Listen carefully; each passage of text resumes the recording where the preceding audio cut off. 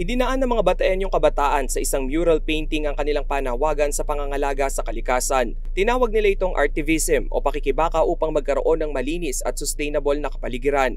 Isinabay nila ito sa ongoing Conference of Parties ng United Nations Framework on Climate Change Convention na isinasagawa sa Glasgow, United Kingdom. Ayon sa Young Bataeños for Environmental Advocacy Network o YOUNG-BEAN, hangad nilang maliwanagan ng taong bayan sa iba't ibang environmental problems hindi lang sa bansa bagkus sa buong mundo.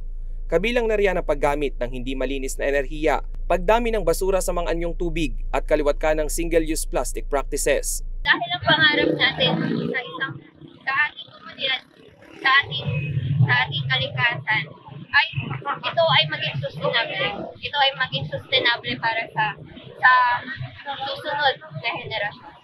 Ginawa rin ang nasabing artivism project sa Tacloban City, Leyte, Marikina City at National Capital Region. Ang aming tema ay pangarap hindi pa nagiging.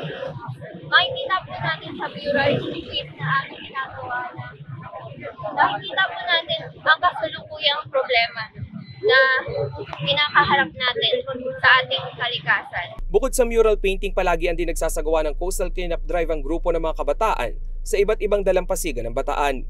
Hangad nilang mapanatiling malinis ang baybayin hindi lamang para sa mga tao kung hindi pati na rin sa ilang pawikan na nangingitlog dito.